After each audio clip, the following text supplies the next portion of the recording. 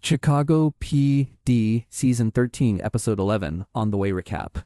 This episode kicks off very subtle. Right from the start, Kevin is testing the waters, testing if he should text Tasha or do something different literally. He takes the 1968 Mustang Fastback for a spin, and it's not just a casual ride. The way he handles it, pushing it up to 90 post speed, feels like a character moment more than a stunt. He's not racing for fun. He's assessing. Every shift, every turn tells him something about the car, the person who owned it, and what kind of operation he's stepping into. It also is great to find out the car salesman restored the car with his father before he passed last year from cancer.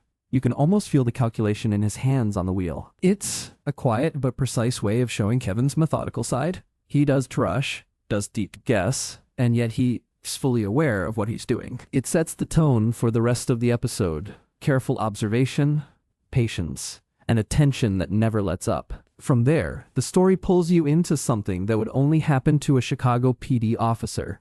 Kevin wants the car. Mark Albright had convinced him it was a good buy. He told Kevin to keep the car running, go in and fill out the paperwork while he got the car detailed.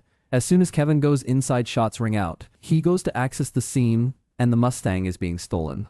A driver jumps in and takes off before the second man can get in. The offender shoots at Kevin, he returns fire, and the offender goes down. It's just then that he looks over, and Mark is down. Kevin stresses that they need the ambulance ASAP. He talks to Mark to tell him to hold on, keep fighting, but it's too late. Mark is gone. The team arrives, and the scene is assessed, but you can tell Kevin is shaken. Voight asks if he is okay. He says that he is. Back at the precinct, Torres lets the team know there has been an increase in auto theft, high-end and vintage models. Burgess says this robbery fits the description of these thefts. 2 masked offenders dropped off another vehicle. No fingerprints or evidence they get away clean, and they seem not to care about killing. There have been 3 murders connected to the jackings. The vehicles just disappeared. None have been recovered. The offender that shot at Kevin, did T make it? The team gets information that he was Alex Roth, 22, and he has a record and was in a facility for 3 months. He has a commercial driver's license, but they're trying to find more along with known associates. Kevin and Burgess go to look at traffic cams and CCTV to see what they can find. A metallic blue GT keeps showing on the screen. They attempt to run the plates, but notice each frame the tags change. Kevin says they are triangle plates and popular with street racers. He says that it's illegal and only a few shops do these.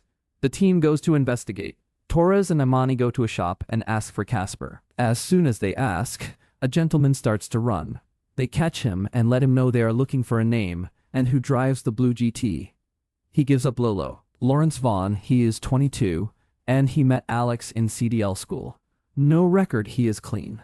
Voight says they need to press him to give up his boss. Kevin says the racing community is tight-knit. If they take Lolo in, they will all scatter, and they will not have a case. Kevin suggests he go undercover. This high-stakes car theft world where nothing is simple. Lolo Vaughn is introduced as the driver, and you immediately get that his connection to cars is just professional.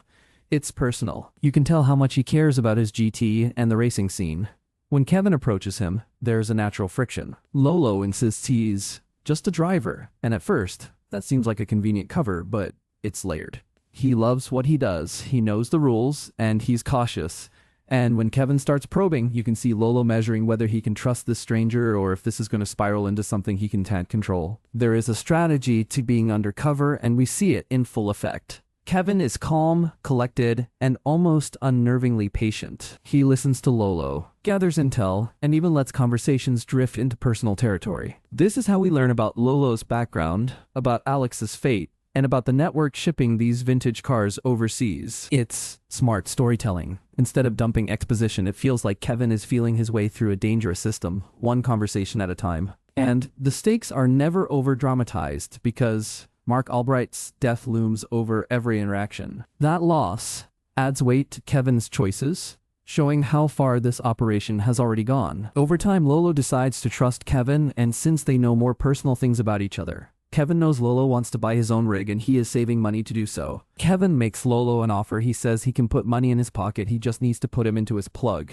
At first, Lolo is hesitant, but eventually he tells Kevin what he needs to know. Duke, as the shadowy organizer, is terrifying in a subtle way. He's methodical, he calculates every move, and he tests people to see how much I'll risk. When the episode shifts to the stage theft and the discussion of home invasions, you realize just how far this goes. Alexei's death is revisited